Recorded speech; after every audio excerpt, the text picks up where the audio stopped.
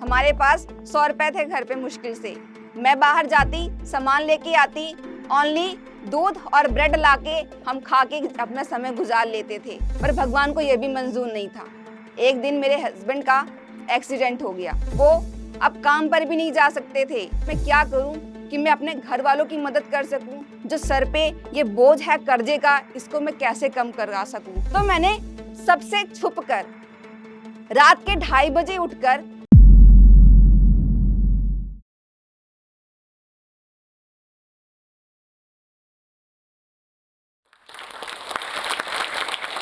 माथे पे बिंदी, सर पे पल्लू, बदन पे साड़ी, यही सोच रहे हो ना कि अगर एक लड़की ऐसी है, एक औरत ऐसी है, तो पक्का वो देहाती गवारी होगी, उसको कुछ आता नहीं होगा, वो कुछ कर ही नहीं सकती। But you are wrong here.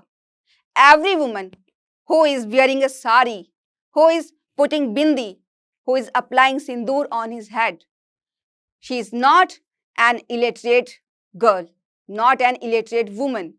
She is educated, she is an educated woman, and she can teach, even she can rule over this country. She can teach, she can motivate to others. नमस्कार दोस्तों, मेरा नाम है यशोदा, जिसको आप सभी देहाती madam के नाम से जानते हैं। और ये देहाती नाम मुझे कैसे मिला, क्यों मिला और मैंने ये क्यों सोचा? तो दोस्तों, मेरे जीवन की शुरुआत होती है उत्तर प्रदेश के कौशाम्बी जिले के एक छोटे से गांव गोसैमलपुर से। मेरा जन्म 1994 ईस्वी में हुआ। घर बहुत गरीब था, घर के फैमिली वाले भी बहुत गरीब थे, सारे मेंबर्स गरीब थे। पर मेरे माँ बाप सबसे गरीब थे, जिन्हें एक बेटी नहीं चाहिए थी। उन्होंने मुझे मेरे बुआ फूफा को दे दिया, क्योंकि उन्हें बेटी तो कभी चाहिए ही नहीं थी। मेरे बुआ फूफा ने मुझे अपने पास ले गए, अपने बच्चे की तरह पढ़ाया लिखाया, जितना उनसे हो सका उन्होंने किया। पर मेरे अंदर एक चीज बचपन से थी, मुझे हमेशा रात को सपने आते थे कि मैं हवा में उड़ रही हूँ। पता नहीं क्यों, कुछ समझ नहीं आता था आखिर वो क्या था कि मैं हवा में उड़ सकूं। तो मेरे बुआ फूफा उस 1 साल की लड़की को लेकर अपने साथ चले गए और वहां पे उन्होंने मेरी शिक्षा करवाई। उन्होंने मेरी पहला एडमिशन शिव शक्ति नामक एक स्कूल में करवाया और वहां पे मेरी शुरू की शिक्षा हुई। पर प्रॉब्लम ये थी कि मेरे फूफा की एज काफी हो गई थी, तो 60 साल उनके काफी समय व्यतीत हो गया था और उन्हें रिटायरमेंट मिल गई। अब उनके पास पैसों की प्रॉब्लम थी, आगे मेरी पढ़ाई कैसे होती? पर फिर भी ना उन्होंने ना मैंने हिम्मत नहीं हारी। हमने गवर्नमेंट स्कूल में अपना दाखिला करवाया और मैंने गवर्नमेंट स्कूल से 11वीं और 12वीं की शिक्षा ली। हिंदी मीडियम स्कूल होने के नाते मैंने पढ़ाई अच्छी की, उतने अच्छे नहीं थे, पर हाँ ये था कि 60-65% मार्क्स तो आ ही जाते थे आसानी से। अब 12वीं क्लास के बाद हमारे पास कोई रास्ता नहीं था कि हम क्या करें, पैसों की तंगी थी। तो मैंने ट्यूशन देना स्टार्ट कर दिया और मैंने फैसला लिया कि अब मैं किसी के ऊपर बोझ नहीं बनना चाहती। उन्होंने मेरे साथ इतना अच्छा सब कुछ किया, मुझे पढ़ाया लिखाया पाला पोसा, पर अब मैं उनके ऊपर बोझ नहीं बनना चाहती हूँ। तो मैंने निश्चय लिया कि अब मैं खुद आगे बढ़ूंगी और खुद कुछ करूंगी। तो मेरे फूफा ने कहा कि कम से कम तुमको ग्रेजुएशन तो करना ही चाहिए। और हमारे समाज में ग्रेजुएशन लड़की को क्यों कराई जाती है? ताकि उसको एक अच्छा लड़का मिल सके। हमारे समाज में, हम जिस समाज से हैं, वहां पे लड़कियों को पढ़ाया जाता है सिर्फ नाम के लिए, ओनली डिग्री के लिए, ताकि वो डिग्री ले और उनको एक अच्छा लड़का मिल जाए, एक सरकारी नौकरी वाला लड़का मिल जाए और उनकी आगे की जिंदगी अच्छे से चल सके। तो उन्होंने मेरा एडमिशन कौशाम्बी जिले में, उत्तर प्रदेश में कौशाम्बी जिले में करा दिया। और यूपी का सिस्टम तो आपको पता ही है, पैसे दो डिग्री खरीदो, पैसे दो डिग्री खरीदो। तो मेरे साथ भी यही हुआ। एडमिशन कराया, मुझे भी अच्छा लगा, ना कोई मेहनत, डिग्री फ्री की, करा लिया एडमिशन। हर साल आते इम्तिहान देने और यहीं पे मेरी मुलाकात हुई मेरे हस्बैंड से। 3 साल पूरे हो गए किसी तरह से और ग्रेजुएशन का लास्ट स्टेज आ गया, एग्जाम दे दिए और अब मेरी जिंदगी का एक नया मोड़ शुरू होने वाला था। मेरे घर वालों को हम दोनों के बारे में पता लग गया, तो मैंने अपने घर वालों से बात की कि हाँ, मुझे उस इंसान के साथ जिंदगी बितानी है। भले ही वो गरीब है तो क्या हुआ, भले ही वो पढ़ा लिखा नहीं है तो क्या हुआ, भले ही वो सुंदर नहीं है तो क्या हुआ, मुझे उसका दिल खूबसूरत लगा। तो मैंने उससे शादी करने का निश्चय किया। मैंने सबको बताया पर किसी ने स्वीकार नहीं किया और इसका फायदा मेरे फूफा जी के छोटे भाई ने उठाया।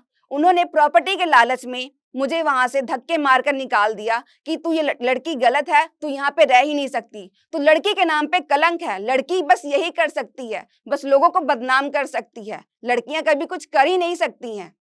मुझे ये बात बहुत बुरी लगी और उन्होंने मुझे वहां से उठाकर अब मेरे माँ बाप के यहाँ पटक दिया।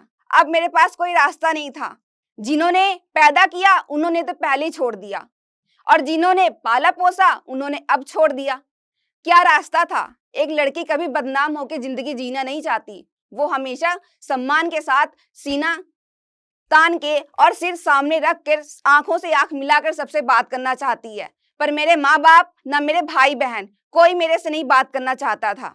तो मैंने फैसला लिया कि इस दुनिया ने मुझे जो बदनाम किया है, अब मैं इस बात को सच करके दिखाऊंगी।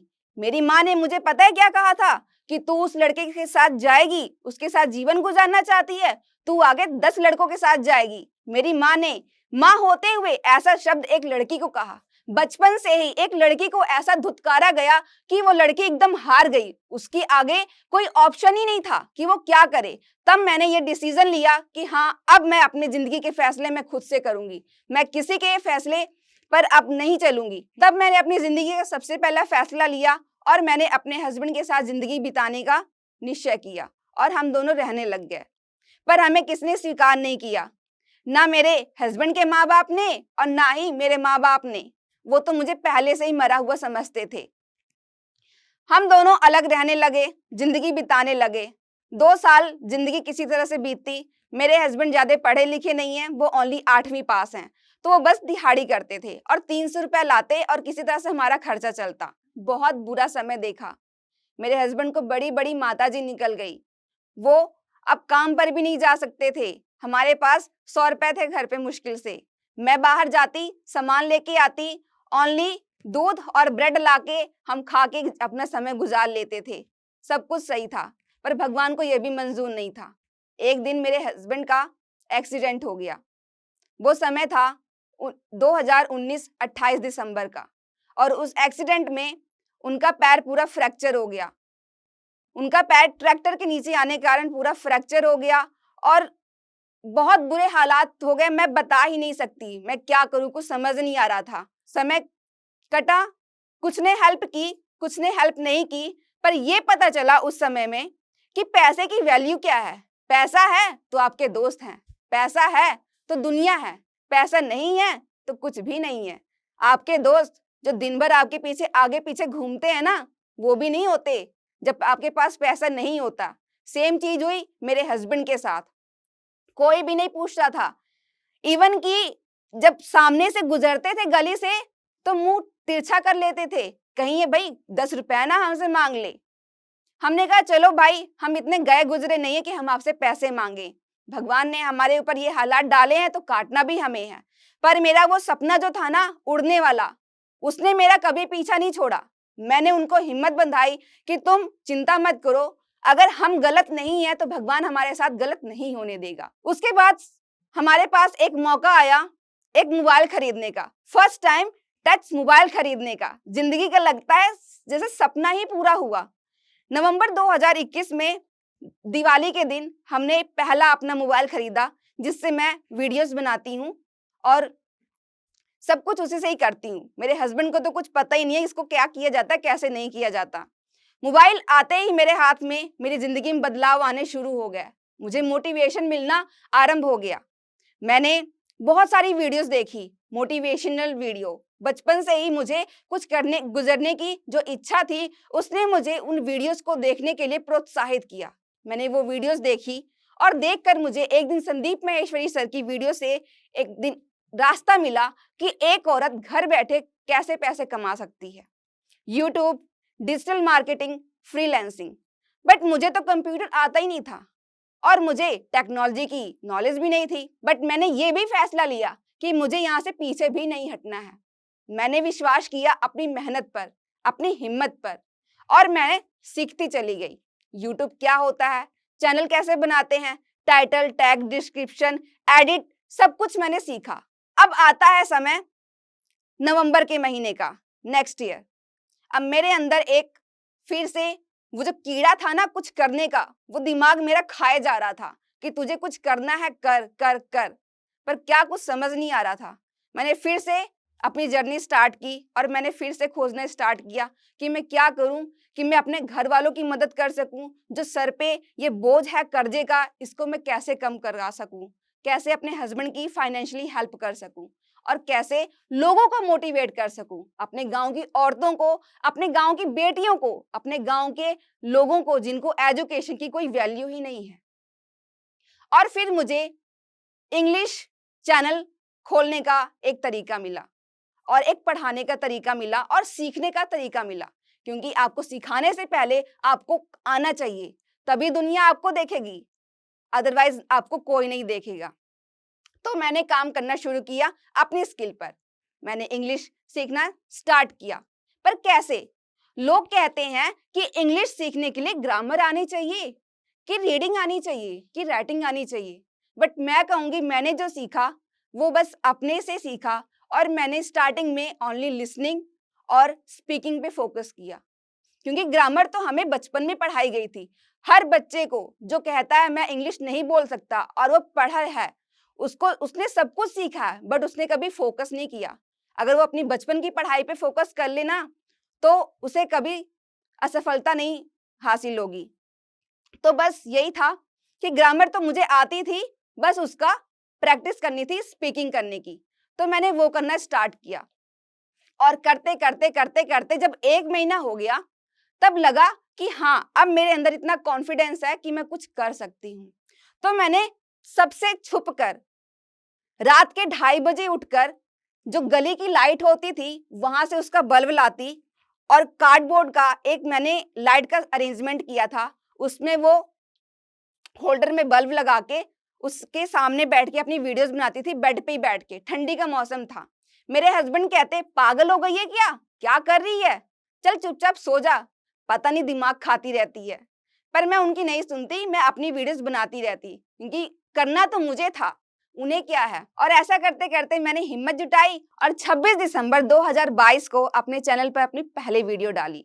वो वीडियो कोई खास काम नहीं की, क्योंकि मैंने उसमें डेली यूज सेंटेंसेस ही बताए थे। डेली यूज सेंटेंस नॉर्मली जैसे हम कहते हैं, यहाँ आओ, कम हियर, वहां जाओ, गो देयर, खाना खाओ, हैव फूड, इस तरह की वीडियोस डालनी स्टार्ट की। और वो कैब की किचन वोकैबुलरी और home related vocabs, vegetables vocabs की वीडियोस डालनी स्टार्ट की, बट कोई रिस्पॉन्स नहीं मिला।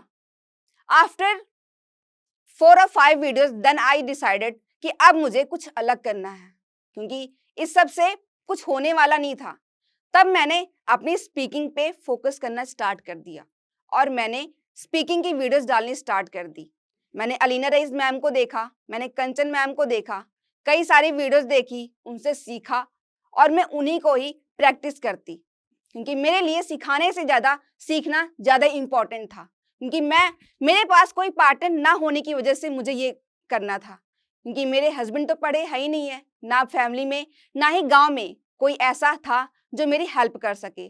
तो मैंने यूट्यूब को एक माध्यम बनाया कि वो मुझे सिखा सके, क्योंकि मैं स्पीकिंग के दौरान जो गलतियां करती हूँ ना, वो आप लोग मुझे बताते हो कि मैंने क्या गलती की है और मुझे यहाँ सुधारना है।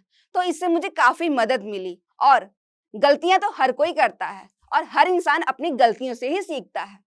तो मैंने बस एक काम किया कि मैं अपनी गलतियों से भागी नहीं, मैंने अपनी गलतियों को स्वीकार किया और उनसे सीखना हमेशा चालू ही रखा। और बस ये इसी मेहनत के जरिए आज हम इस स्टेज पर पहुंचे हैं। और आपको पता है जो मेरी पहली वीडियो वायरल हुई थी वो कैसे वायरल हुई थी? वो हमारी वीडियो वायरल हुई थी हमारे आलू के खेतों की वजह से। हम लोग गए खेतों में आलू निकालने और वहां पे क्या हुआ, सब कहते पहले आलू निकालो, मैंने कहा नहीं, मेरे लिए मेरा काम मेरा भगवान है और मैं उस भगवान को कभी ठुकरा नहीं सकती। मैं गई खेतों पे, वहीं पे मैंने हमारा लकड़ियों का एक घर बनाया है, वहीं पे मैंने वीडियो बनाई और वीडियो बना के मैंने डाल दी, how to overcome the fear of speaking in English. और मेरी वीडियोस वायरल होने लगी और मुझे तो पता ही नहीं था, हम तो आलू के खेतों में ही व्यस्त थे। आफ्टर 10 डेज मुझे पता लगा कि मेरी ये वीडियो वायरल हो रही है और तब मुझे एक नया नाम मिलना स्टार्ट हुआ। लोग मुझे देहाती मैडम के नाम से जाने लग गए और इस मुकाम के जरिए आज मैं यहाँ पे पहुंच आई हूँ। आप लोगों के प्यार, आप लोगों के सपोर्ट की वजह से मैं आज इस मुकाम पे हूँ कि मैं लोगों को मोटिवेट कर सकती हूँ। खास करके उन औरतों को, उन महिलाओं को जो कि डरती हैं, अपनी इच्छाओं को अपने अंदर बंद करके रखती हैं, वो घुटती रहती हैं अंदर, उन्हें करना बहुत कुछ है पर वो कर नहीं पाती क्योंकि उन्हें मौका ही नहीं दिया जाता है। उन्हें कहा जाता है औरत हो, औरत की तरह रहो, आगे क्या करोगी? पर मैंने इस सब को नहीं देखा, ना सुना। खास करके मुझे करना है अपने गांव के लोगों के लिए। लोग मुझसे पूछते हैं कि आप ऐसा क्यों कर रही हो? मुझे ये करना है अपने गांव के लिए, अपने गांव समाज की औरतों के लिए, क्योंकि आज भी दोस्तों आप लोग मुझे जानते हो। इस प्लेटफॉर्म के माध्यम से मेरी ये वीडियो बहुत लोगों तक पहुंचने वाली है। आप सभी लोग मुझे जानोगे, बट आपको एक सीक्रेट की बात बताऊं, मेरे गांव में एक एक बंदा, एक छोटा बच्चा भी मुझे नहीं जानता कि हाँ मैं देहाती मैडम हूँ, मैं इंग्लिश सिखाती हूँ। वो तो सोचते हैं कि ये देहाती बोलती है तो ये देहाती ही है और क्या कर सकती है, पर मैं देहाती नहीं हूँ, मैं बल्कि देहाती मैडम हूँ। और देहाती मैडम होने के नाते मैं इस दुनिया को बदलने का जज्बा रखती हूँ। और मैं इस मंच के द्वारा मैं आपको बस यही कहना चाहती हूँ कि एक औरत अगर चाह लेना तो वो कुछ भी कर सकती है। और जब पता है मैंने अपने पहली कमाई जब अपने सास ससुर के हाथ में रखी ना, तो खुशी के मारे उनकी आंखों से आंसू छलक उठे। और उस दिन मुझे एहसास हुआ कि पैसे की पावर क्या होती है और एक लड़की चाहे तो वो क्या कर सकती है। वो अपने परिवार को वो खुशियां दे सकती है जो उसने कभी सोचा भी नहीं। दोस्तों एक समय था कि जब मेरे हस्बैंड 300 रुपए कमाते थे और हमारा खर्चा मुश्किल से चल पाता था क्योंकि हमारी फैमिली में 7-8 लोग थे। पर आज अगर मैं वो कदम ना उठाती तो आज मैंने जितने पैसे कमाती हूँ ना, मैं कभी सोच भी नहीं सकती थी। हमारे गांव में कोई जो सरकारी नौकरी करने वाला है वो भी नहीं इतना कमा पाता है। 70-80 हजार मंथली कमा लेती हूँ। और आपको पता है जो सफर मैंने उस 0 सब्सक्राइबर से शुरू किया था, आज वो 1,40,000 सब्सक्राइबर होने के मुकाम पर पहुंचने वाला है। और ये सब पॉसिबल हुआ है आप सभी लोगों की वजह से। और इस प्यार और सपोर्ट के लिए मैं आप सभी का धन्यवाद करना चाहती हूँ। अपना प्यार ऐसे ही मेरे ऊपर बरसाए रखना और अपने जीवन में हमेशा मेहनत करते रहना। धन्यवाद। हेलो दोस्तों, मेरा नाम यशोदा है और आप सभी लोग मुझे इंग्लिश विद देहाती मैडम के नाम से जानते होंगे। पर दोस्तों क्या आपको पता है कि इंग्लिश विद देहाती मैडम का नाम पाना और इंग्लिश सीखना कितना मुश्किल था मेरे लिए। वो पार्टनर ना होना, वो इन्वायरमेंट ना होना और इंग्लिश पर पूरी फ्लुएंसी पाना कितना कठिन होता है। पर आज मैं आपको एक ऐसी ऐप के बारे में बताने वाली हूँ जिससे आपकी इंग्लिश लर्निंग जर्नी बहुत ही आसान हो जाएगी और आप बस चुटकी बजाने जितना इंग्लिश सीख पाएंगे। तो अगर आप भी ऐसे बोल बोल कर इंग्लिश सीखना चाहते हैं तो डाउनलोड कीजिए जोश टॉक्स इंग्लिश स्पीकिंग ऐप और अपनी इस इंग्लिश लर्निंग जर्नी को आसान बनाइए, क्योंकि इंग्लिश सिर्फ बोलने से ही आती है।